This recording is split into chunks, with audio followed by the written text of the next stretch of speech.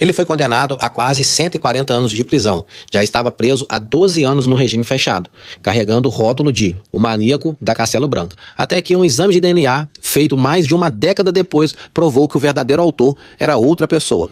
Essa é uma história real e ela mostra como o sistema pode construir um vilão, mesmo quando o vilão não é você.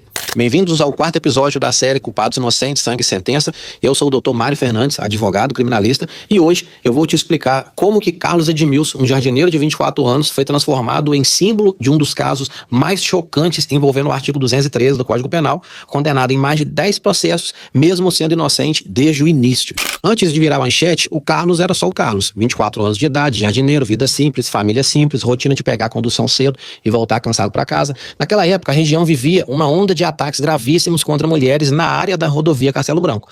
Em várias ocorrências, a narrativa se repetia. Um homem abordava as mulheres, vítima, em locais ermos, usava arma branca, praticava violência e, às vezes, levava os objetos pessoais. A mídia abraça o caso e nasce o rótulo maníaco da Castelo Branco. A pressão é gigante, a população quer uma resposta de qualquer forma, a polícia quer mostrar resultado e o Ministério Público precisa apresentar um autor. É nesse embaraço de medo e pressa que o nome do Carlos surge nessa história. E como que ele vira suspeito, Algum tempo antes, o Carlos tinha sido investigado num outro procedimento do qual ele foi absolvido, um caso de furto que aconteceu lá em 2006, Por causa disso, uma foto dele ficou guardada ali no arquivo da polícia.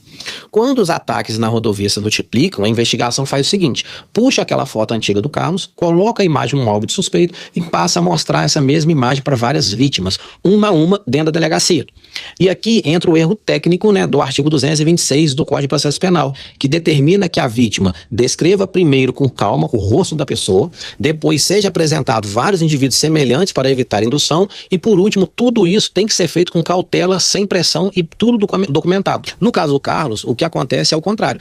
A mesma foto aparece repetidas vezes, as vítimas entram na delegacia já ouvindo que havia um suspeito, o reconhecimento é feito em cima da imagem que o sistema escolheu, não da memória pura da vítima. Com o tempo, vários boletins de ocorrências passam a apontar o mesmo rosto. No papel, isso vira uma lista de provas. Na prática, é o mesmo erro repetido em séries. Com isso, em março de 2012, Carlos ele é preso e a partir daí a vida dele muda de nome. De Carlos Jardineiro passa a maníaco da Castelo Branco. Em pouco tempo, ele passa a responder 12 ações penais, ele é condenado em pelo menos 10 processos e as penas somadas chegam em algo de torno de 137 anos e 9 meses de prisão. Qual era a base dessas condenações?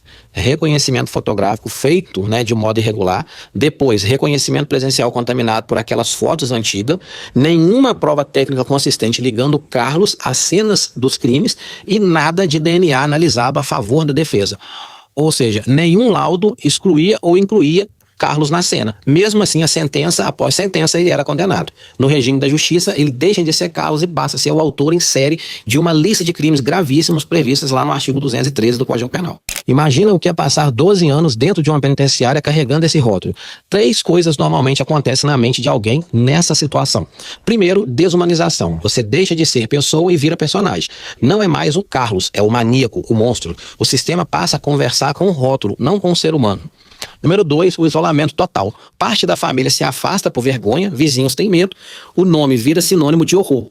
E 3, o desespero silencioso. Ele insiste na inocência, mas a resposta é sempre a mesma. Como assim inocente? Se tem um monte de condenação, no imaginário social, a multiplicação de processos vira prova de culpa. Ninguém se pergunta se a origem de tudo não é mesmo erro multiplicado por 10 vezes. Com isso, os anos passam, Carlos continua preso, condenado em série. Lá na frente acontece algo que é raro. Um promotor de justiça começa a olhar o conjunto dos processos e começa a perceber que algo não fecha. Em alguns casos, Carlos tinha sido absolvido, em outros condenado, só com base em reconhecimento.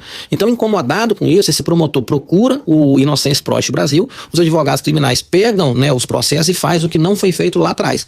Realiza todos os reconhecimentos, mostrando que não seguiram o artigo 226, identifica em quais casos ainda existe material biológico armazenado, pede formalmente que seja feito o exame de DNA, comparando o perfil genético de Carlos com o material coletado. A perícia, enfim, só é feita quase 10 anos depois das primeiras condenações, quando ele já tinha cumprido grande parte da pena em regime fechado. E o que o DNA mostra? Nos processos em que havia material, o resultado foi negativo para Carlos. Em alguns deles, o DNA aponta para outro homem, já condenado em outro caso, então isso derruba o castelo de cartas. Se nos casos em que havia prova técnica, o autor não era o Carlos, como justificar manter as condenações baseado só em reconhecimento viciado? Durante 4 anos, o Inocência Project Brasil e o Ministério Público levam esses dados ao STJ e ao TJ de São Paulo.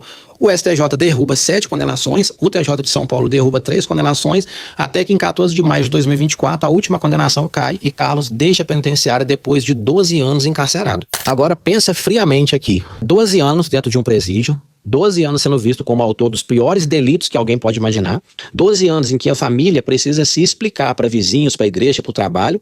O DNA limpa o nome do Carlos nos autos, no processo. As decisões do STJ, né, e do TJ de São Paulo corrigem o cadastro dele com a justiça. Mas o filho, né, que cresceu sem o pai não volta a ser pequeno, as oportunidades de trabalho que ele perdeu não retornam, a saúde mental de alguém apontado como predador por uma década não se repõe com um simples "foi mal".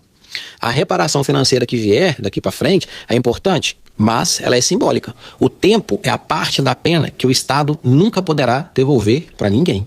Esse foi o 4º episódio da série Culpados Inocentes, Sangue e Sentença. Deixe seus comentários aqui embaixo, me segue para acompanhar os próximos episódios, compartilhe esse vídeo com seus amigos e vejo você no próximo vídeo. Valeu!